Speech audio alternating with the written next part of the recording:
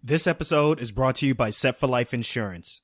Protect yourself against life setbacks with Set for Life Insurance. Set for Life Insurance gets you disability and life insurance at a reduced cost with their exclusive discounts. Now that's why I use them. Visit www.setforlifeinsurance.com and tell them Dr. Darko sent you. And I'm sitting there thinking to myself, this time it's different. There is something very different about this event that we are not addressing.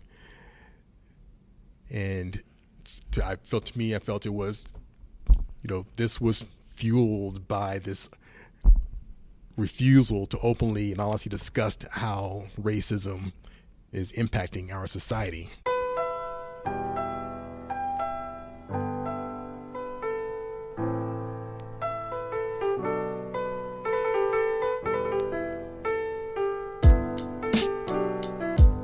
What's good, everyone? This is Dr. Nee Darko, the Doc Outside the Box. Happy New Year, and thank you very much for joining me on another episode of Docs Outside the Box. This is going to be a good one. The voice clip that you heard in the beginning of the show is the voice of Dr. Brian Williams. At the time, he was a trauma surgeon at the storied Parkland Hospital in Dallas, Texas. He made these comments about 4 days after his life was forever changed on July 7th of 2016. Now, before this, Dr. Brian Williams was your typical amazing trauma surgeon, practicing at Parkland Hospital, the same hospital that treated JFK after he was assassinated, the same hospital that has contributed literally so much to the practice of surgery as well as trauma surgery. This is also the largest surgery residency in the country. And Dr. Brian Williams literally in one night could be doing a gallbladder as well as taking care of a patient who had a gunshot wound to his heart. So it's an amazing practice. It's an amazing place for him to work at. He's also a husband, he's a father, and he's a son. But his life was forever changed on July 7th, 2016. A peaceful protest rally by the Next Generation Action Network occurred in Dallas, Texas on that day. Now, let's set the stage a little bit. Just a little bit over a week prior to this, the deaths of Philando Castile, as well as Alton Sterling, both black men killed by police officers on video. Now, Philando Castile's death was streamed on Facebook Live, but these two deaths were literally were being replayed in our living rooms. After the protest, 25-year-old Micah Johnson opened fire on Dallas PD, unfortunately killing 5 of these officers and injuring 9 more. The majority of these police officers who were injured ended up being taken to Parkland Hospital, the same hospital where Dr. Brian Williams works. And also let me add another layer to this. He's the only African-American trauma surgeon on staff, and he was on call that night.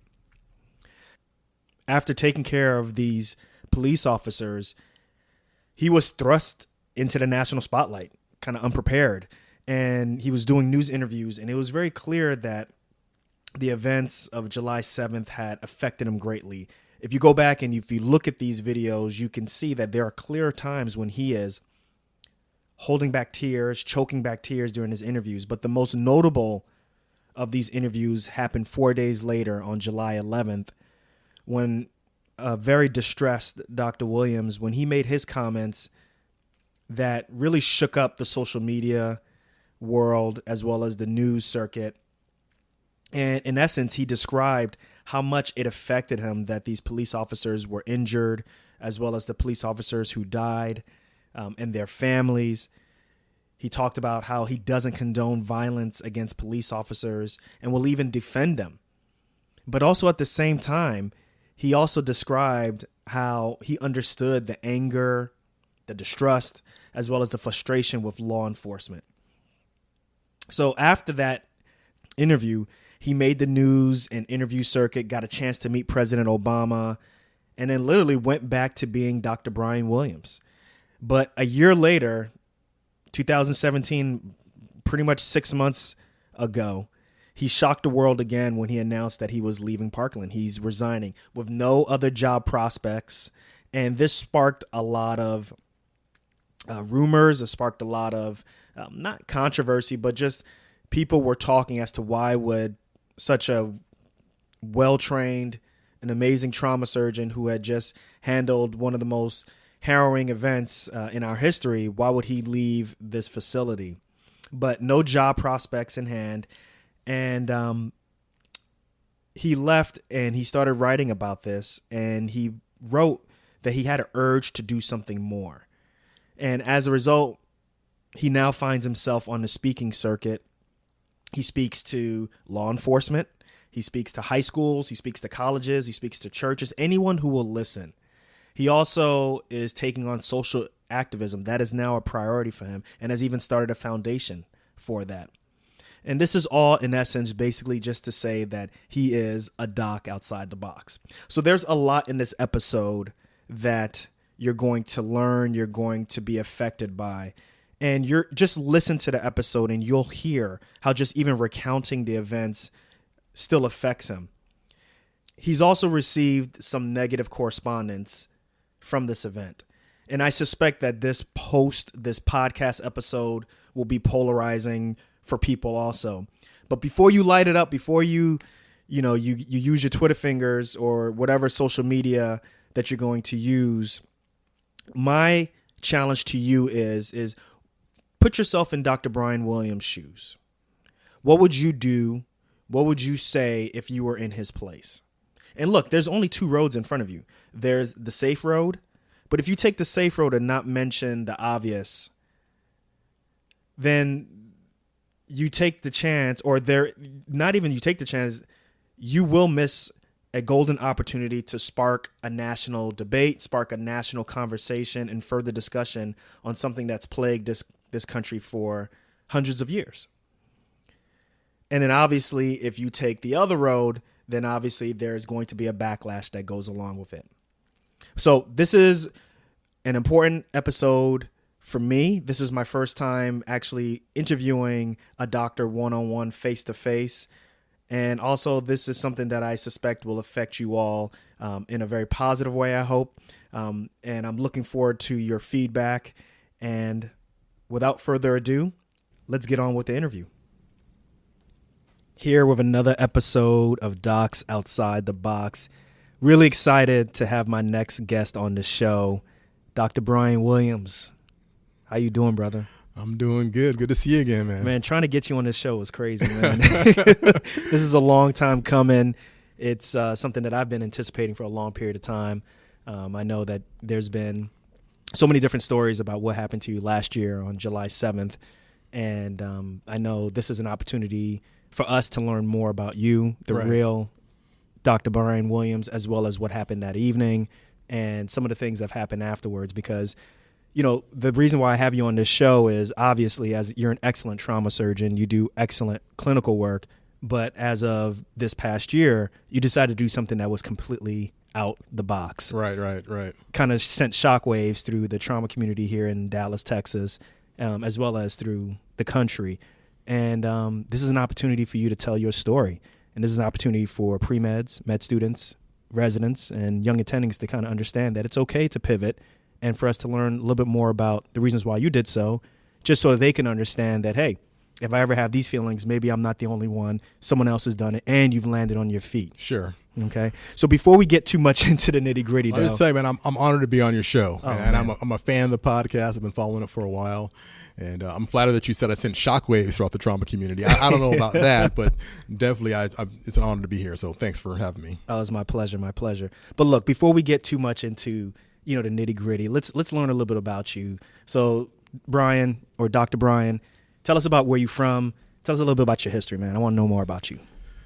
Well, yeah, I always describe myself as an Air Force brat, so all these military kids out there can appreciate that. Mm-hmm. I was born in an Air Force hospital, and our family moved every couple of years to Air Force bases around the country and around the world, actually. We lived in Japan for a while, spent several years in Hawaii, and after all that, we landed in Virginia, down in Hampton, Virginia. We moved there during my junior year of high school. Okay. And that is where my parents decided to retire. So they are still there, 25, 30-something years later. Now, the audience doesn't know this, but I got a chance to actually kind of tour your house, and I stayed with you overnight, and I got a chance to see some of your childhood pictures. There's a picture where you're in your drum, right. Marching, band outfit, and it has, Hampton on there and stuff. Tell us about what it's like in Hampton growing up. Well, I was there, like I said, I was there for 2 years, and, people know I'm a drummer. I've been huge into music my entire life. Mm-hmm. And I was snare drummer in the marching band, and played drum set and a variety of rock bands, rock influenced bands. So I had a good time playing a lot of music. Hampton, I was there for 2 years essentially, junior year and senior year of high school. So I can't say I really grew up there. I kind of made a quick little stop. Then I left to go to college. I went to the Air Force Academy for undergrad. That's in Colorado? That's in Colorado Springs, Colorado. Okay. And while I was there, I studied aeronautical engineering. Mm-hmm. And so my background is in engineering. I didn't plan to go into medicine. It was never something that even crossed my mind. And there's an important lesson there about, young black men aspiring to be things that they see. And mm-hmm. having never seen black doctors, especially male doctors, and it never occurred to me that I could actually go into that field. So, but you became an aeronautical engineer, so that's a big deal in its own sense too. Right, but I was a good student. I was into math, and it never crossed my mind that I couldn't do engineering. And it's odd that you say that. I never thought about it that way. But my father was in the Air Force. Mm-hmm. When I started applying to the different various academies, I applied to the Naval Academy in West Point, Air Force Academy, and I was accepted at both Naval Academy and the Air Force Academy. And I chose the Air Force Academy because that's what I knew growing up, and I was interested in airplanes, and just seemed like the natural fit. Why I didn't feel dissuaded from pursuing an aeronautical engineering degree versus medicine, that's an interesting question, which I didn't really consider until you just brought that up just now. Well, how long were you an engineer for? I'd say I'm still an engineer. I got engineering in my blood. But working as an engineer, that was 6 years. 6 years? Yeah. Okay, so then when did you get the I want to be a doctor bug then? I was around age 25. Wow, so that was a complete shift, a complete 180 turn. Right. Did I get my math right? Is it 180 or 360? It's 180. Okay, 180. So you're clearly pre-med while I had to do a lot of math. Okay. Oh, it's like that? Okay, all right. So you decided that you wanted to be a doctor. Right. So obviously you're a non-traditional student. Correct. You went back, you did your prereqs and everything. Well, actually, I did not have to. Here is the reality about the core curriculum at least at the Air Force Academy, is that we all take a pretty broad core, whether you're going into engineering or history or English. As an engineering major, I took a lot of humanities, mm-hmm. Art history, philosophy. And if you're going to humanities major, you're going to have to take aeronautical engineering and math. So all the prereqs that you need for medical school, I had them all, except for biochemistry was the one I probably would not have had, except that for my first year at the academy, I was a chemistry major, so I had that class as well. I took it again just to prepare for the MCATs. So yes, I was non-traditional, but I had the core requirements already to apply to med school. Got you. And where did you go to med school at? I went to the University of South Florida, which is in Tampa. Mm-hmm. USF. Okay. So you're in medical school, you're doing your thing. When did you decide you wanted to be a surgeon? So I don't know as your audience, are they all doctors? Are they non-medical? These are pre-meds, med students, residents, all the way up. All right. So when you're in medical school, you have your third year back, well, at least back then, you did 2 years in the classroom and then 2 years clinical. And that third year that's that critical year where you start actually doing what you think of as being a doctor, where you're taking care of patients. And my first rotation, you rotate through surgery, family medicine, obstetrics. My first rotation was surgery. And then part of that rotation, which was 2 months, we did a rotation on trauma surgery. And I still remember that the second day of my trauma rotation, I was like, this is it. This is what I want to do with my medical career. So you wasn't scared of blood or nothing like that? It just grabbed me. The the pace, the decision making, you just taking care of the sickest patients that come through the door. That's what I'm talking about. I liked being in the ICU as well. We were putting in. I remember the residents having me put in lines, or not putting in, but chaining lines over wire. I did that. Yeah, exactly. That's what I'm talking about, man. And my people, like the surgeons that were my role models, I felt like I was at home with this group. So it grabbed me, and I just never let go. So you never looked back. You decided that you wanted to be a general surgeon. Where'd you go and do your residency at?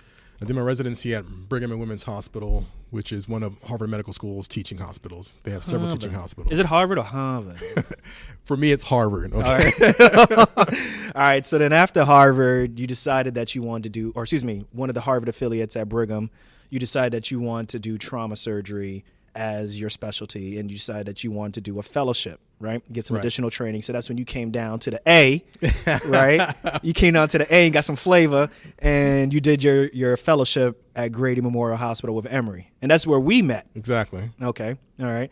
And if the audience is listening, so me and Dr. Williams go way back. So we're talking 2010? Yeah. 2010. 2009 actually. 2009. I am in my fourth year as a general surgery resident, I believe, going into my fifth year.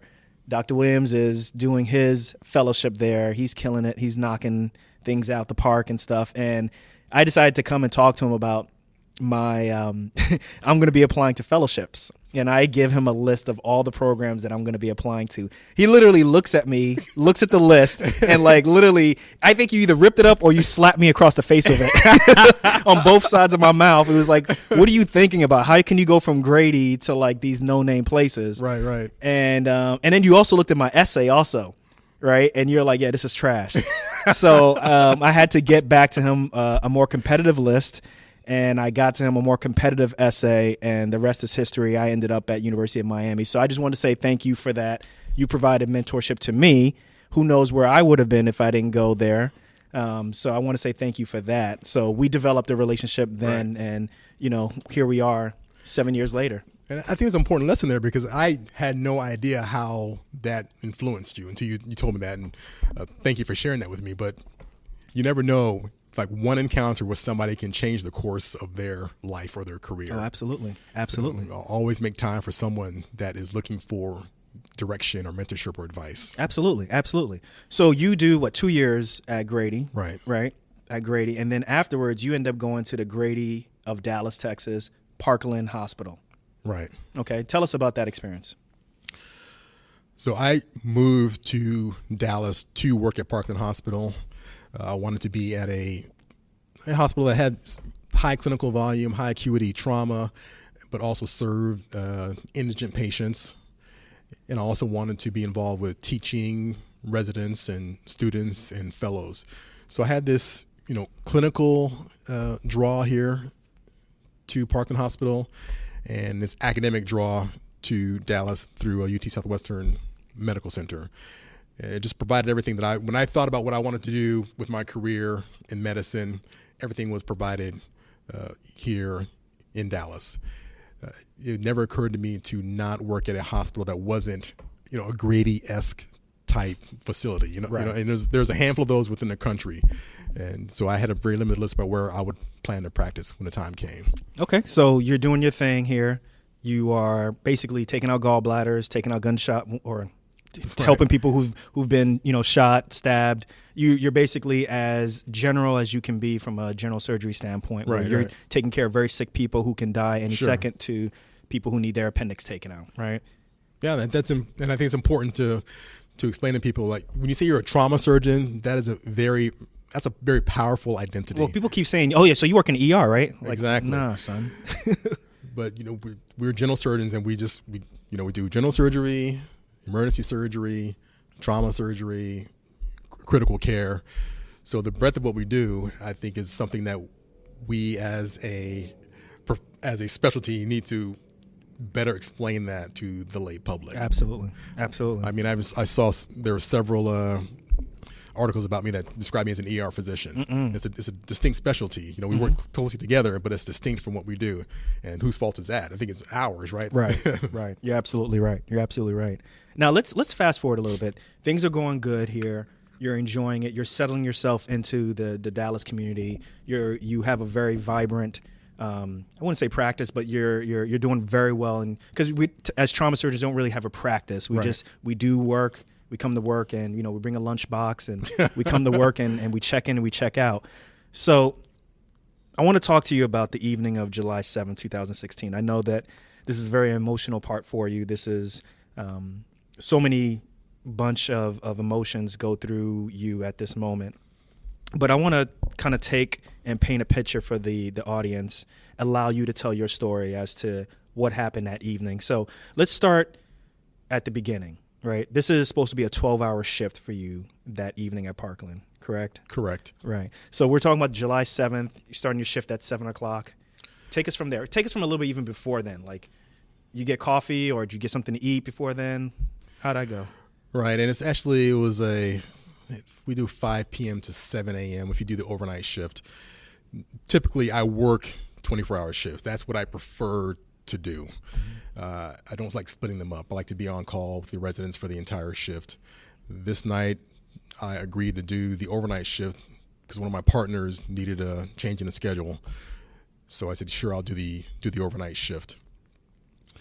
When I came in the night, there was no expectation about what was on my part was about to happen. I come in, I drive to work, I stop off, grab my dinner on the way in, come in, drop off my stuff in the call room, change into my scrubs, find the person that's on that day, get sign out, let the residents know I'm here, let the nurses know that I'm here, and I get to work. And the first thing we're getting ready to do is to take a patient back that acute appendicitis, do an appendectomy. Okay, so that basically you met the patient before, patient's getting ready to go back, and you're about to, in essence, take out a patient's appendix, but you're at a teaching hospital. Correct. So you're working with residents. And as a matter of fact, you're not just at any teaching hospital. This is the largest general surgery residency in the country, correct? Exactly. So this is a huge place. People are getting operated on. So you're going to help train a resident through this process. Right. Okay. And which is, a tremendous source of satisfaction for what I do is, watching these residents. And actually that night I had a fellow who was on with me. So he's already completed his general surgery training and he's going to take the junior resident through it because essentially he can be in private practice essentially, So what I needed to do was pretty much minimal, but teaching hospital, we are expected to and required to ensure the safety of the patient at all times. So I always review the record before the patient goes back. I'll meet the patient, talk to their family. And I was actually, this on the 3rd floor where we have our pre-op area in the ORs. And I was there when the pager went off about the shooting victim coming in. And then you start getting a couple of other pages. Before we get into that point, were you aware that there was protesting going on in the city of Dallas? Yeah, and I knew that there was a peaceful protest downtown. Okay. Even before I did they tell you to be on alert for any reason? Or no, not at all. Okay. And I think people need to remember that this is July 7th. On July 6th, there was the shooting of Philando Castile in Minnesota that was broadcast on Facebook Live. So you watch Mr. Castile bleeding out in front of his car, in the front seat of his car, I should say. On July 5th, there was a shooting of Alton Sterling in Baton Rouge. So, July 5th, death. July 6th, a death. July 7th, there is the peaceful protest in downtown Dallas, which was in response to those shootings. So these are shootings by police officers to black males. Right. So obviously, powder keg material, tensions are high. When I wasn't at the protest. From what I understand afterwards, there was the protest was peaceful, and there was a lot of camaraderie downtown between the protesters and law enforcement that was there. There was the shooter, Micah Johnson, who was there and had other ideas about how he wanted to express his protest. So I was aware that there was a protest going on downtown when I went to work. And when things like this happen, you always assume that you're going to get, some drunk, that was in a fight or some minor accident that would come from some kind of incident like that. That happens when you have large sporting events, NASCAR's in town, things like that. So that was what I was expecting might happen that night. Okay, so things are kind of cool that evening then, based on what you're saying. You're getting ready to do an appendectomy. Patient's getting wheeled back. Did he even make it that far? No, he wasn't even getting wheeled back. I was literally seeing him for pre-op while they're getting the OR ready. Then what happened? And then the page goes off. And I know it's been over a year. I'm sure you don't remember specifically what came on your pager, but you get a page that there's a gunshot victim coming in, and I don't remember the details of the page. I cleared out my pager that next morning. I wanted them all off my pager. I didn't ever want to see those pages again. And I definitely understand that. But typically, but getting a gunshot page on your pager is not that big. I'm not saying that not a big deal, but it's just one of those things where we see that quite often, and you just get ready to go downstairs to the trauma bay and get your mind right, get your ABCs ready to go, figure out what your plan of action is going to be, and that's important because at the time when this happens, this is something we've trained to do, and you fall back in your training. I just became hyper focused on doing what I've been trained to do, which was when there's a gunshot victim come in, I go through my ATLS and do what you can to save those patients. All these other social issues that were important to this event were not a factor, at that time when we're providing our care. It's about providing the best unbiased care that you provide to any patient. And it's a world-class center. Adrenaline is going. You ain't got time to think about all that stuff. And I'm not by myself. There's a team of nurses and residents, and we have emergency medicine colleagues that are there, and anesthesiology arrived as well. So you get downstairs. You're walking towards the trauma bay. Did you get any additional pages from that time you left the OR area? But there were more pages that came through from the time it took me to come down from the third floor to the first floor. So at that moment, you're getting additional pages that additional people have been shot. Correct. Now, are you at this point because sometimes they send pages, like a repeat page or a page in error. Like these are actual. This is a different patient who's coming in. There was no confusion, at least on my part, that these were not separate patients that were coming in. But you're right. Sometimes it can be confusing if this is an update for the first patient or if this is a new patient. It was very clear that this was not the case then. Did you think this is out of the ordinary? Because you're at Parkland. You get multiple gunshot wounds all the time. Were you? No, this is not at all. Okay, all right. This is, like you said, this is Parkland Hospital. We handle multi-casualty events. We're trained for that. There was never any concern that we have more this time. We can't handle this. Gotcha. Okay. The team goes into action immediately. They know their jobs and they start flexing as necessary. Okay. All right. So you get down there and you see a police officer being wheeled into the trauma bay. So I arrived to the trauma center, and as I come around the corner, I meet the first patient, and there's others coming. So this is all happening at the same time. The team is doing what they're trained to do. I split up the team to go handle the multiple patients, and then become hyper focused on what I can do to save these patients. Mm-hmm. We all have a job. We all know what we're supposed to do, and just went right to work. You're taking care of patients. You have your fellows taking care of patients. You have ER attendings and ER residents taking care of patients. It's everybody is taking care of everybody as best as they can. Is there any moment when you're like, oh shit, this is crazy. This is not the usual night? During the time we were providing patient care, those thoughts never crossed my mind. In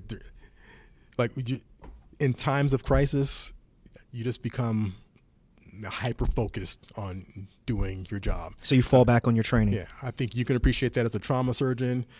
I think people in the military, first responders, when crisis hits, you don't you don't stop and start worrying about all these other extraneous things. You become hyper focused. Your training kicks in, and you just do what you're supposed to do. Later, when we'd already gotten through all the critical moments and things like this, they're over in a few minutes, and you get more information about what happened, and it's when I realized how different this incident was from other shootings that had been occurring around the country. There's all these racial undertones that were an important part of the lead up, the actual event itself, and would become important in the aftermath as well. And then not only those events, but just you being there also. I think that's something that's really important and poignant also. Okay, so obviously that's also a good point. We have a dozen trauma surgeons, and of that group, I'm the only. When I was still working with them, I was the only African American in that group. Right. And as much as we try to live in a vacuum, we're still, as physicians, we're still humans, right? And, right. So obviously this is still very difficult for you. This is obviously over a year later, and there's tension even with us talking. Right. Palpable tension with us talking. It's a difficult situation for you. I think it's really important for people that don't do this to understand that when this is happening, our team, we're all just focused on doing our job. In spite of all the racial issues that surrounded this event, that was not a factor during that time, not one bit. Mm-hmm. Or the fact that these are police officers, that was not a factor in what we were trying to do at the time. And the reason you've mentioned that twice already. Right. So for me, when I heard about this, I was in Pennsylvania. Everybody who's listening to the show was in their respective areas. I didn't get the sense that became an area of question. Now, the fact that you're bringing it up, did that ever get brought up that, well, you're an African-American physician, you're taking care of police officers, there's all this acrimony that's going on? Did it ever come up that someone started to question whether your work was affected by what happened previously at all? Yeah, that question came up. I don't know how many emails I received after this event. Working at a public institution, my email is public is online. You can look it up. So I received a lot of emails from individuals. I received a couple boxes worth of letters and gifts afterwards. Mainly positive. Yeah, mainly positive. If I were to just make an estimate, I would say 90%, 95% of what I received was positive. And I've been through all the emails. The mail itself, I have not been through all that. I've only been through maybe a dozen letters, and there's several hundreds worth of letters to go through.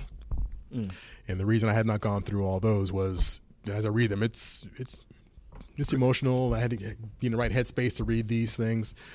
But to get back to your question, yes, that came up. I received comments such as, you should not be allowed to take care of white people.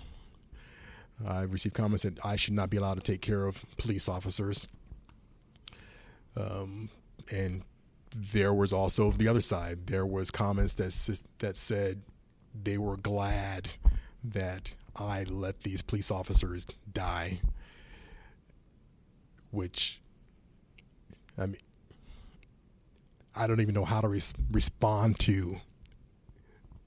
You don't have to on this show. Comment like that. Yeah, and it sounds like you didn't, and you don't have to on this show. So why don't let's go a little bit further then. Unfortunately, 3 police officers passed away. Let their souls rest in peace. You went to the operating room with one. You couldn't save him, unfortunately. You have So I didn't take that officer to the OR.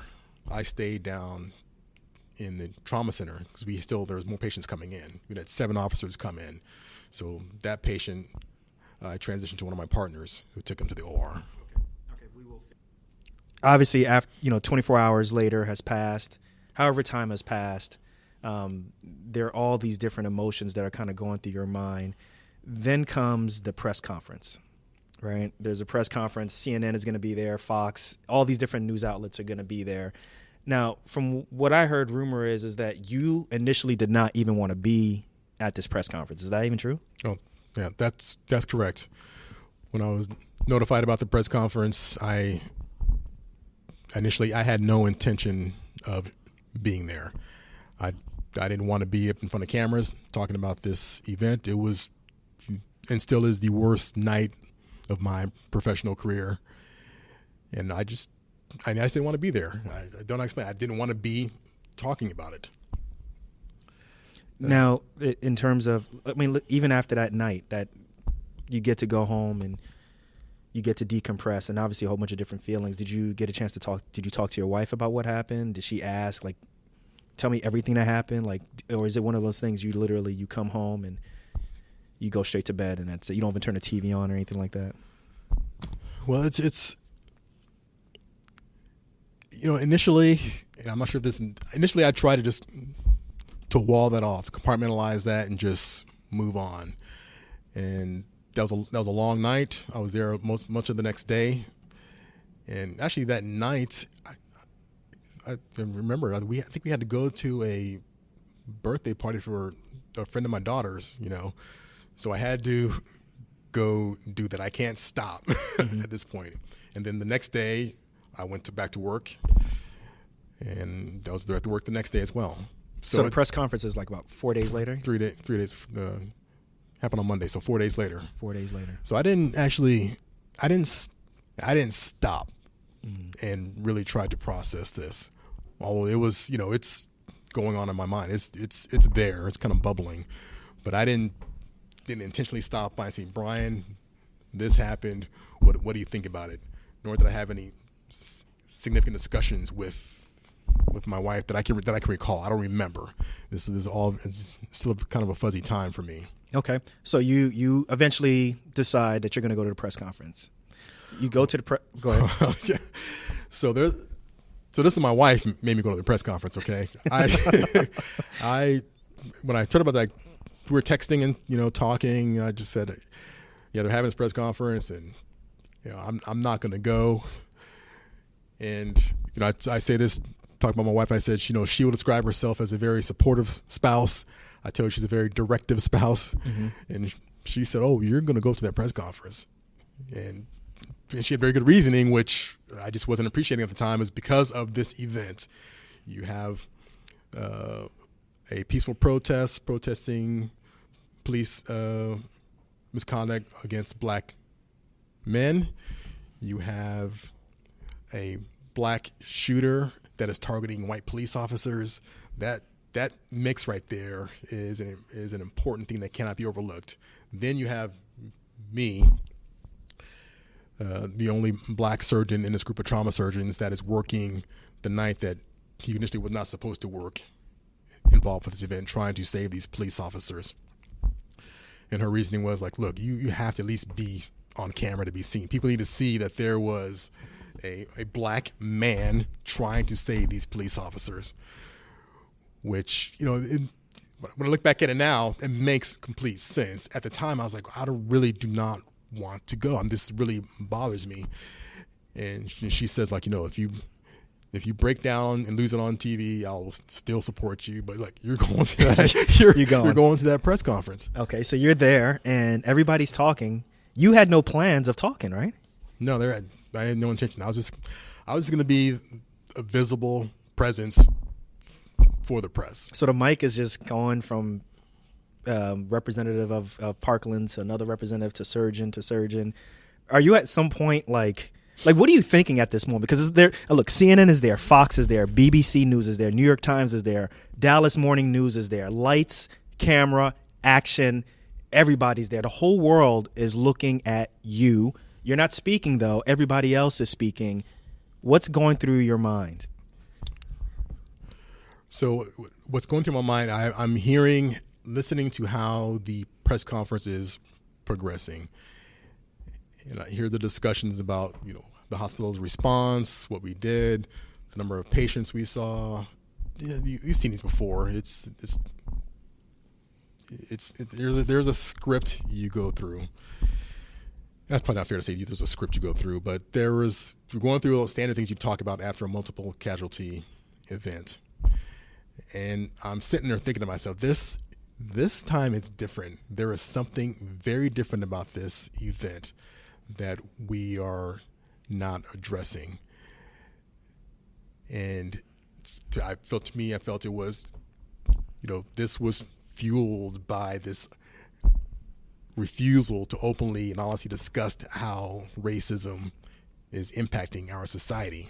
So this is going through your mind as like Representative 1 is talking, Representative 2. Not initially, but as I start hearing how it's going, right, that starts going through my head. Right. Okay. All right. So and it sounds, and this is going on. This happens in a split second. Right. And then so the microphone is coming closer. Well, or they're coming towards asking you. There was only one person talking at the time, and I don't know. I've not watched this press conference yet, so I'm not sure. I still don't know how it got to me. Was it passed to me, or did they go down the line? I think you got asked the question. And that's where I want to go next with this. Is you said before that there's a script, or in essence, there's a way to handle these things. Right. So you've already been prepped. At this point, just so the listeners know, you have quote unquote a handler, someone who handles media for the hospital, who's kind of No, at that moment, no. Oh wow. No. Okay, so you are Brian H. Williams. Yes. You are like I'm a trauma surgeon, and I've gone through the worst night of my life. And this is unfiltered thoughts in your head, and someone asks you a question. Right. All of these news stations. Yeah. I was there to sit there. I was just there to sit there, Dr. Dark. I was there to sit there and look good on the camera. That was it. I had no intent of speaking. I don't know if anybody expected me to actually speak. There was no plan for that. I was going to sit there. We have people that talk. There's people that they are the speakers. And when we're done, just get up and walk out. Right. So they're looking at you and they ask you a question, and in essence, the entire world is looking at you, wanted to know what you're going to say. And if I may, I have a quote. I'm going to paraphrase what you said, and I'm going to read it, and I want you to tell me your thoughts afterwards. This is an opportunity for you to just speak about what happened that night. And I think the majority of people would just say, this is what happened, and we did this, we did X, we did Y, and kind of move on. But you say this is not an average mass casualty event. And you said, in essence, this has been very personal for me and a turning point in my life. There was the added dynamic of officers being shot. We routinely care for multiple gunshot victims, but the preceding days, which is what you're talking about, of more black men dying at the hands of police officers affect me. I abhor what has been done to these officers, and I grieve with their families. I understand the anger and frustration and distrust of law enforcement, but they are not the problem. The problem is the lack of open discussions about the impact of race relations in this country. And I want the Dallas police to also see me as a black man, and that I support you, I will defend you, I will care for you. That doesn't mean that I don't fear you. So take us to literally, after that, what's going through your mind? What's the faces of the journalists after you say that comment? So I'll speak a little bit first about before that, and then answer your question after. Before I spoke, I thought to myself, something needs to be said about race and police interactions with black men.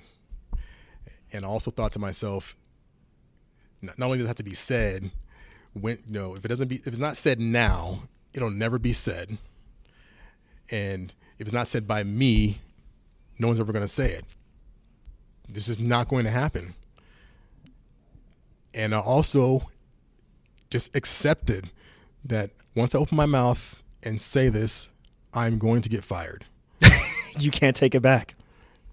There's just that was what I just assumed that was going to happen. Like, you say this, you're going to get fired. Because I wasn't there to talk about. So, dude, you got to be sweating through your armpits right now, and like. Well, this happens.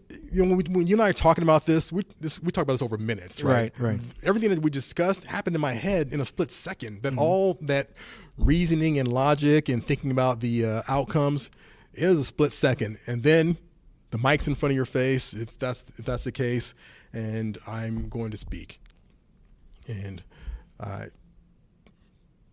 what you just read is what I said.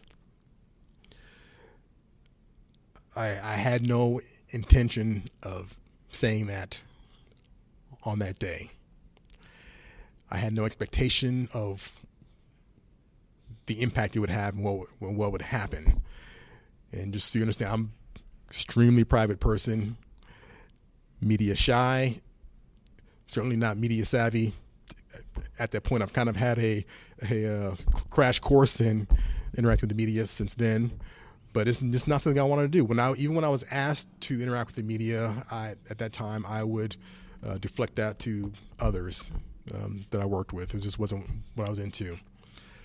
When did afterwards, the press conference is over? Obviously, this is reverberating through the United States, whether it's via Twitter, social media, the news circuit. When did you find out that, oh, snap, like this, what I just said is literally like people are talking about this and this is going to be a lot bigger than what I anticipated it to be, in essence? So when I left that press conference, when I left the room of the press conference, I did a couple of other interviews immediately in the back room there. As far as how this had reverberated throughout the country and just with social media and the news, I had no idea. I had none. You didn't even have a Facebook account, so how would you know? I still don't have a Facebook account. And I did not watch the news for days. I didn't want to see this rehashed over the next few days, which I assumed was going to happen, the event itself. I didn't listen to the radio. When I drove to and from work, the radio was off. So I was calm out for a few days. I was disconnected from the matrix. I had no idea what was happening. And I don't know if it was days or weeks. People were telling me what had happened. But I started having a sense of what was going on when strangers were walking up to me, saying, "Hey, are you that doctor?" And then they would say, "Thank you for saying what you said," or "I never thought about things that way until I heard you say it," or people would want to take selfies, which was unusual during that time. I just wasn't in the mood to smile, so there are a lot of selfies out there with me just stone faced, just standing there. It's understandable. Next to people. It's understandable. I was, approached in the airport. It was just everywhere. I started handling like this. Yeah, this is big. Mm-hmm. And then I would start getting friends that start taking screenshots of stuff on Facebook and sending it to me, or starting getting emails. I texted you that same when you made that comment. Right. I remember texting you, and I didn't hear anything from you for a couple of days, and I was like, well, he's probably going through his stuff. I didn't know it was like that. Well, it was two things. I was going through my stuff, right, and then my phone just blew up. Yeah. There was no way to go through all those text messages in a timely manner. I don't even know if I ever really responded to everybody that texted me. Because if you have my number, that means we're pretty close, right? So I should respond to that in a timely manner. No, you're going through your stuff, man. This is a very extraordinary, not the average stuff, And right. So in essence, right, you did the whole TV news circuit. You were on CNN. You did something with Don Lemon. You even got a chance to meet President Obama, you and your wife. You got to participate in a town hall. All of that stuff is well documented, right? That stuff is well documented, right, obviously, and you're going through a flurry of emotions during that time. If I may, let's fast forward a little bit. Okay. And if I may paraphrase, in essence, you kind of just went back to being Dr. Brian H. Williams, saving lives, taking care of people, working at Parkland, correct? That's correct. Okay. So then that's 2016. all of a sudden you blitz, the social media world again, not on purpose, but there's a post from your website, in essence, saying that you are leaving Parkland Hospital, you are resigning. Right. What? Why? Like, this is what, July, June of 2017, you're out. July 15th was my last day. That's the day I resigned. And there's so many different, and this is the reason why you're here. There's so many different stories as to why you left. Right. So this is an opportunity for you. Please tell us what's going through your mind.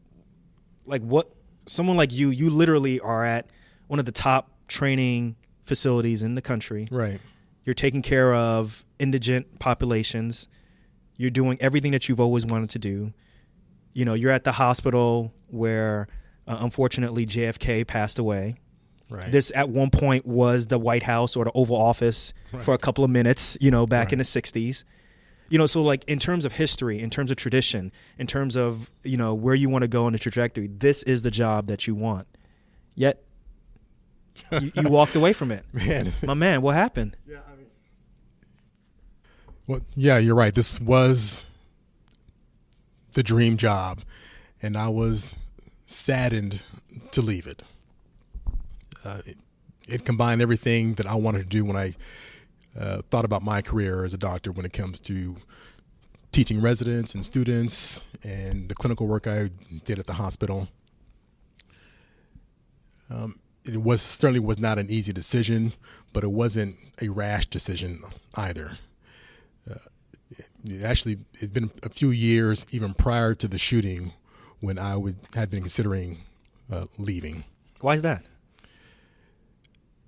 Just there are a number of reasons. When it comes down to is when I thought about where I wanted to be and the contributions I wanted to make to the patients in Dallas and contributions I wanted to make to the profession of medicine, I had to ask myself, is what I'm doing is that a viable path to achieving that? And if it wasn't, what about it was preventing that from happening? And could I change those things? And if I had no ability to change that, then I had to really decide, do I want to stay here or move on? And for literally years, I continued to tell myself that I can make this work for these very reasons we discussed. I was very attached to the residents here, the medical students that I worked with, and the work I did at the hospital, as well as the people I worked with at the hospital. When the shooting occurred, and my experience after the shooting, the year up until my resignation, my transformation and what I thought about myself as a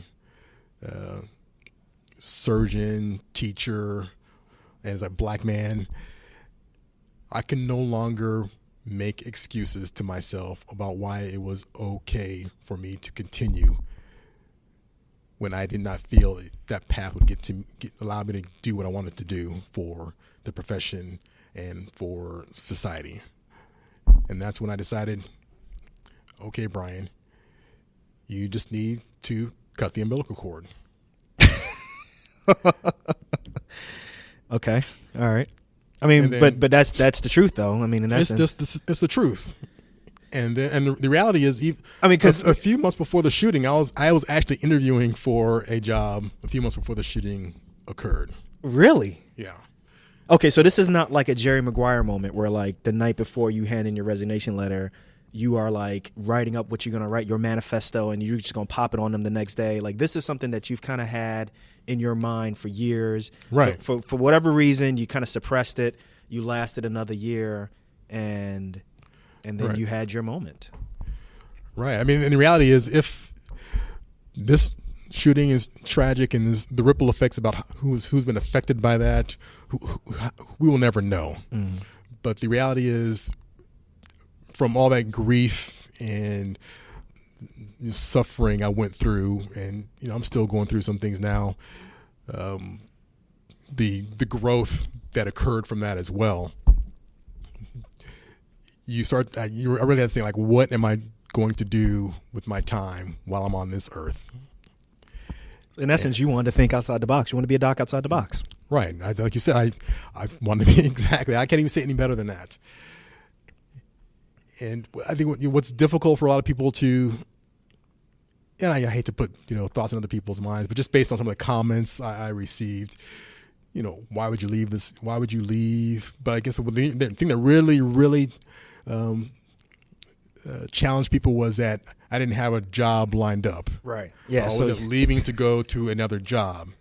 So you went from being Dr. Trauma, Dr. Brian Williams, to literally Dr. Mom. Exactly. I had no job, and people, you and I, we can get jobs pretty easily because there's such a shortage. There's such a shortage of people that do what we do. So there was never any question about, could I work somewhere I could easily get a job?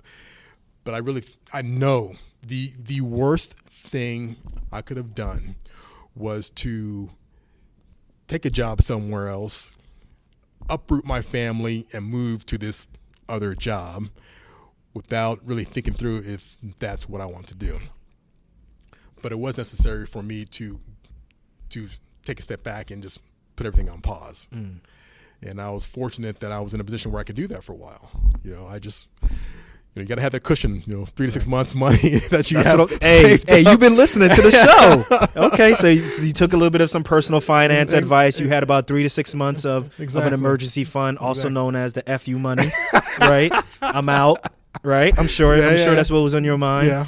And in essence, you had some time alone to kind of think about things, and so that takes us to our next point right now, which is what you're working on right now, right? So right now, obviously, you're still going to practice, you're still going to do trauma surgery, but you see yourself, you see your life going in a little bit of a different direction, right? Like you're speaking not just on, acrimony in the Black community, so to speak, but you're actually grassroots. You're talking not only to police departments and police officers, but you're also talking to underserved communities and ways in which people can work together. So you're putting your money where your mouth is, and you're walking the talk in essence. Right.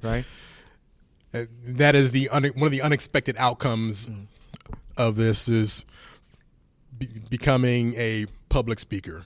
And it was really only a few months ago where I was actually able to say that I am a public speaker without it feeling weird. Again, private person, did not consider myself a public speaker. Pretty much avoided that sort of attention. But after July 7th and what happened in the aftermath, I received a lot of invitations to go speak about my experience. And the invitations came from a variety of requesters. Obviously there were many medical centers and hospitals that invited me. There's also churches and colleges and high schools, industry conferences, law enforcement conferences. So it was a wide variety of people I was talking to. And I assumed that this would go for a few months and then fade away, and I'd be able to go back to my previous life. You make a lot of wrong assumptions. Yeah, it continued to continue, and it still continues to grow. This speaking. So literally this past summer, I was having lunch with one of my friends here in Dallas.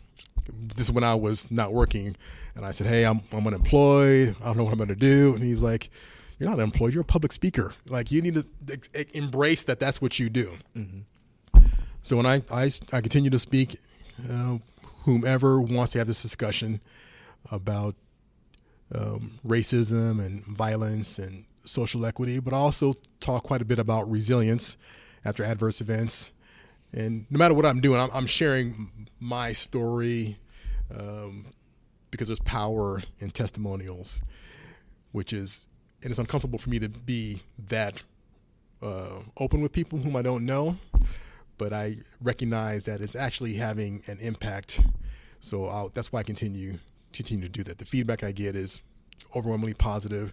Not everyone agrees with what I'm saying, but the discussion is happening. It's happening. And however uncomfortable it is, hopefully it's progressing. Right. So, what are we going to expect to see from you? I know you don't have a glass ball, a crystal ball, whatever you call it, whatever the pun is. What's the 3-year plan, or I don't know what, I don't even know if you're even looking that far. What do you expect to do in the next 3 months? Because I know there's thoughts of a foundation, right? There's thoughts of possibly something more than that. Like what else is in store for you? Well, first I'm now back at Parkland Hospital as a full-time employee running their community health institute. Or sorry, I shouldn't say that. I'm the medical director, so I'm not running it. There's a team there. I still have a boss over there. Mm-hmm. But for me, for Brian Williams, the outside the box part will be to continue certainly public speaking. I have things booked out in 2019 already. So next year, about half the year is full. Then a couple things in 2019. So the expectation that would stop and I can go back is not happening. And it's not a complaint. I'm just saying, okay, Brian, this is what you have to do. And I actually enjoy it now, and I'm embracing it. It's still tough, but that part will continue. The other thing that Brian Williams will do is I'm working right now with some people to start a foundation. And we're in the very beginning stages of all this, but it will be a mechanism to address societal issues that are important to me when it comes to social inequities that span the gamut of healthcare, of course, education, housing, criminal justice, and that's a lot to bite off. It is. But, there are a lot of people out there that are doing work, so I hope that I can partner with them. And if they say if you're not being ambitious, they're not big enough, right? Right. So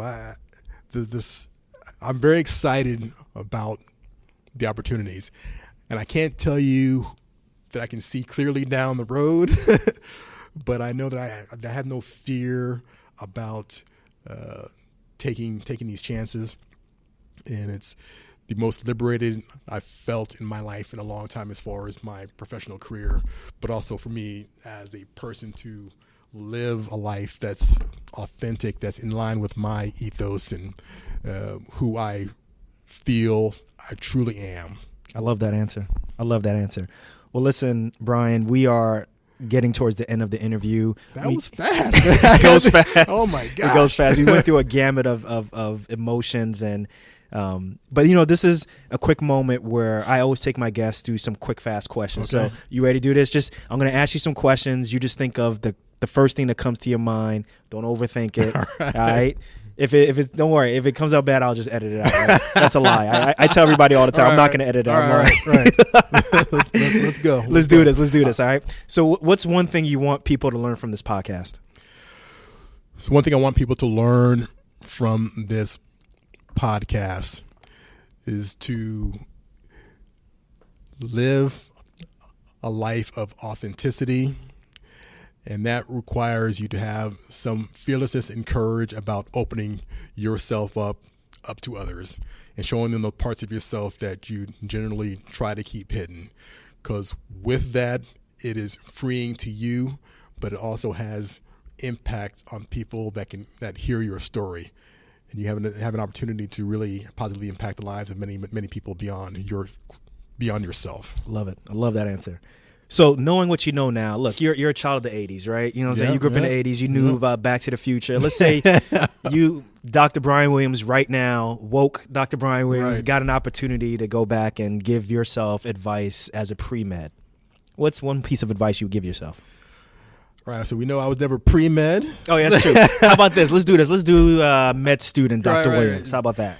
If I talk to med student Dr. Williams, I would say, Brian, do not forget to make time for your family and friends.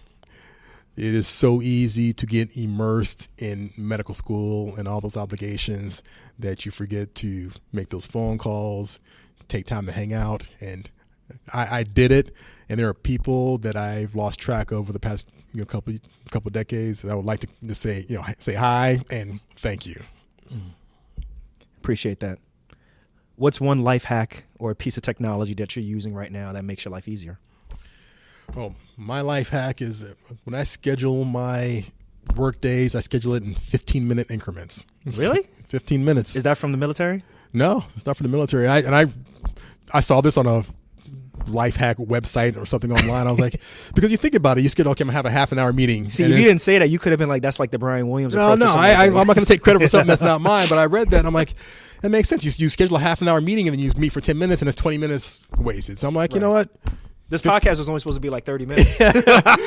I'm just messing with you. Right. 15 minutes, and then if you 15 minutes is what you have your time for. That way you don't waste time throughout the day. Right. But lunches I'll schedule more time for that and more important meetings. But throughout the day, don't schedule half an hour for a phone call. How long does that really take?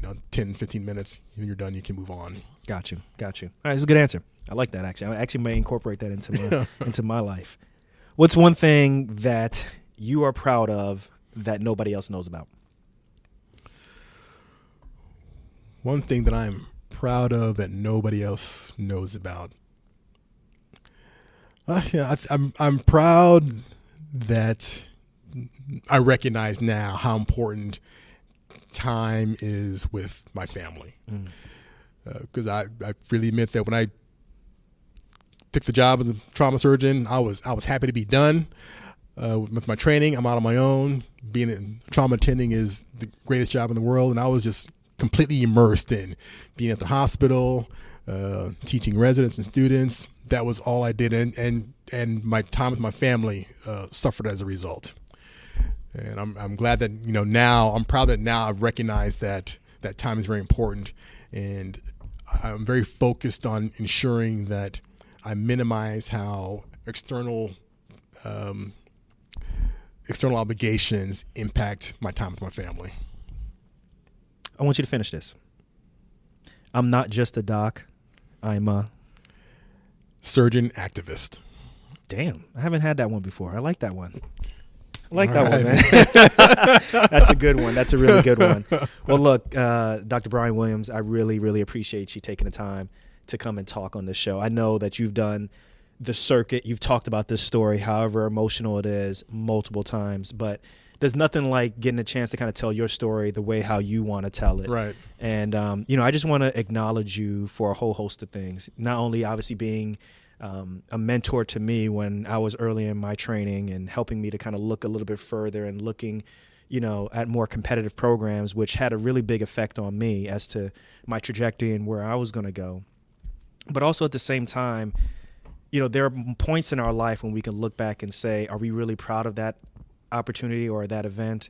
Or is this an opportunity where, you may not be so proud of yourself? You had literally everybody looking and waiting on every word that you were going to say. And that would have been an opportunity for you to kind of take the quote unquote safe route. You decided not to, and you decided to speak your heart. And I think, a lot of people would have just been okay with taking the safe route. And whatever reverberations, whatever, feedback and criticism that you got from that, you've kind of just rolled with it, and you've become, for me, someone that I'm really proud to say that I know, and someone I'm proud to say is a friend as well as now a mentor.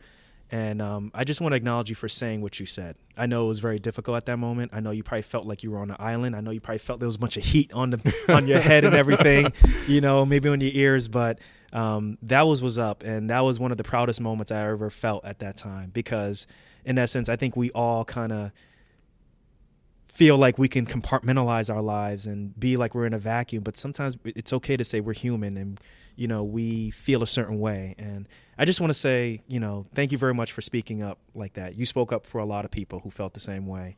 And, with you working with various police officers and police divisions, you're giving equal time to each side, and you're trying to be a healer as opposed to someone who's dividing. And I just want to say, I acknowledge you for what you're doing. I hope you continue to do, great things. And it's amazing to see your arc. And it's amazing, even mid-career, to see someone be able to do a 180-degree turn. And I can't wait to see what you're going to do in the next 3 to 5 years. Thank you very much for being on Docs Outside the Box. Oh man, thanks for having me. This was fun. Oh yeah, man. This was a lot of fun. No, I'm proud of you. This has been awesome. Real quick before we go, let's take an opportunity for people to find out where they can meet you, where they can find out more about you, where they can read about your blogs. Take a moment to go ahead and tell us about that. Oh yeah, so I have a blog. It's at brianwilliamsmd.com. That's Brian with an I. I'm pretty active on Twitter, BHWilliamsMD. I'm sorry, I still do not have a Facebook page. When you coming to Facebook and when you coming to Instagram, man? Well, we'll see. Right now I'm just doing it myself. So Twitter and my blog site is. Oh, I'm also on LinkedIn as well. I'm on LinkedIn. So. Hey man, I told you I'm a private kind of person. This is a big deal for me. Gotcha.